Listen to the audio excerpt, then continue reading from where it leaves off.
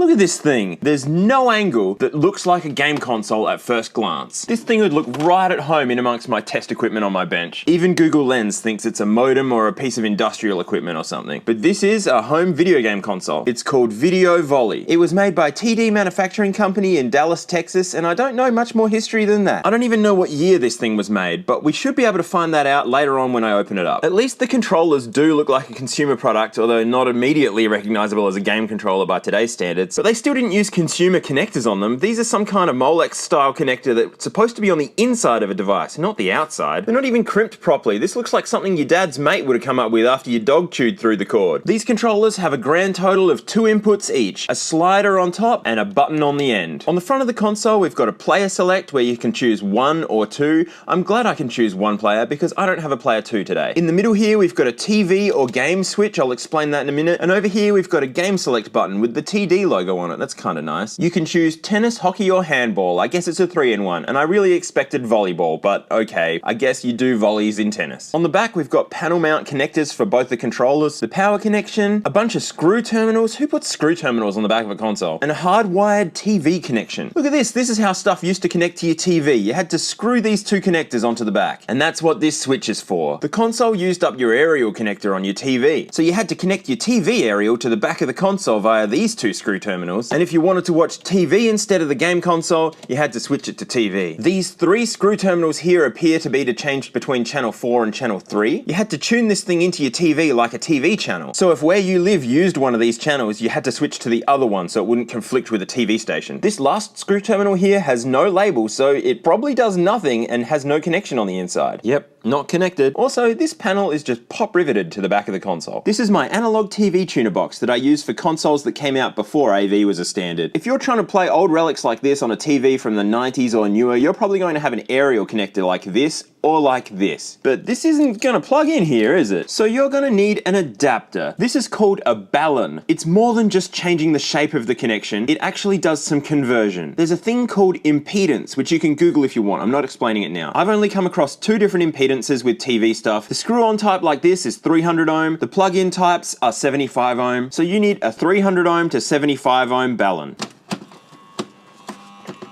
I don't know if you can hear that, but I've just plugged in the power supply into my PowerPoint under the desk. It is buzzing viciously. Hopefully it will still work anyway. Oh, look at this. We're already seeing something. This is on the wrong channel, but it's kind of coming through. And look at that. Isn't that beautiful? It's actually in color too. I didn't really expect that. This thing has a real just make it work kind of vibe. I've just noticed there's actually no power switch on this, so I'm guessing the TV and game switch does that. Yeah, it does. Pressing the game select switch changes between the games. I'm not sure what this one's supposed to be. That looks like tennis. That looks like handball probably because there's a wall at the end. So I guess this is hockey. They give you super long controller cords because this thing has a really short aerial cord. It's meant to stay on your TV.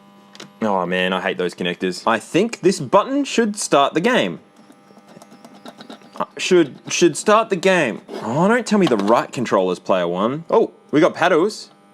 Oh, we're going. We're playing the right controller's player 1. Okay, so what the player select switch does is connect both players to 1 controller, so you're just playing against yourself with 1 controller. I can hear a really high-pitched, very loud, annoying noise coming from my speakers. If that's coming through in the video, I apologize. It's just the gaming experience for this thing. It also has on-screen scoring. It goes away while you're playing, but it does show between balls. There were a lot of game consoles around this time that just played variants of Pong like this, and not all of them had on-screen scoring. I don't even have to touch anything now, it's playing all by itself. On this unit, the only way to make the ball bounce in a different direction is by having it land on the edge of the paddle. Obviously, these moving things here don't have edges of paddles, so all they can do is make it bounce backwards and forwards along this line. And I've centered the paddles, so the ball's never gonna get deflected by those either, and this game is gonna go forever. I can smell hot electronics, so I'm gonna move on to the next game. We got tennis, and it appears you can just change between games on the fly without interrupting the ball. This is just typical Pong. Even the score didn't get interrupted by changing between games. And handball. Most of these games would work perfectly well on a black and white TV, which were common in the 70s, except this one. Notice the paddle changes color each time the ball hits it. That's because it's alternating between first player and second player. If I move the player select switch to second player, the second player can only control it when it's orange, and the first player can only control it when it's blue. Interestingly, it remembers the position for the player paddles, but it can't display both of them on the screen at the same time. That high-pitched noise I was talking about before seems to be related to the gameplay, and it's getting lower in pitch. I'm sure you'll be able to hear it now.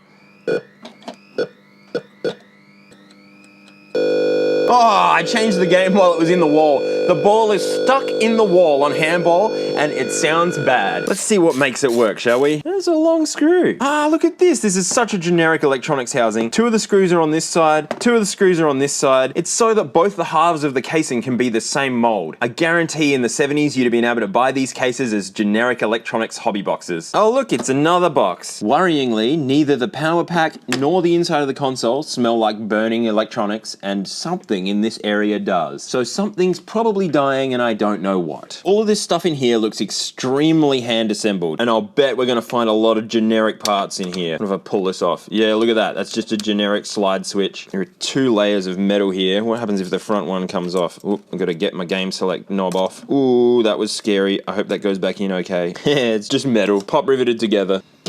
Ah! What? Oh, I'm disconnecting my TV box, even though that doesn't smell hot either. What have we got inside the RF shielding? Oh man, that looks old. I guess PF was the person who assembled it. Oh, I just found what smells hot. It's my GoPro. What a surprise. It seems to still be working, so we're gonna keep going. This is everything you need for a Pong console, and quite a lot of it is just to turn the audio and video into a TV station for the TV to understand. This area here is for the voltage regulation, so the power from the power pack can be made suitable for the rest of the system. This chip down in here, along with a lot of associated parts, is to make the TV channel. This tiny little chip down in here, I can't actually find what that one's for. And this big one here is actually a color Pong chip made by National Semiconductors. TD Manufacturing, along with most Pong console manufacturers, didn't actually do any game design. They just bought an off-the-shelf chip with the Pong games in it. Now this particular one isn't really what I expected to find in here. Almost every time I open up a Pong unit, it has a chip by General Instruments. They made tons of different Pong chips. I reckon this is the first time I've ever seen one made by National Semiconductors. To at least roughly figure out the build date on this thing, I'm looking at the electronic components. Chips normally have a manufacturer date code. You might have to look up how to decipher it, but it's normally there. I'm more familiar with 4-digit date codes, and this seems to have 3-digit date codes. Annoyingly, I haven't been able to find any solid information on National Semiconductor's 70s date stamps. But from my experience, I suspect it's the last digit of the year and then the week within the year that it was made. You gotta look at all the chips and see which one's the newest one, because the console can't have been made before that. And my newest one is 718, and I know from experience that this is a 70s system, so that makes it 1977, 18th week. Now that's not when the console was made, that's just when the newest chip was made. So with a bit of lead time for manufacturing, assembling the console, getting it to the stores and everything, this thing probably came out late 77, early 78, somewhere around there. I'm not sure if I'm gonna be able to lift this up because it's soldered straight onto there, but I'm trying.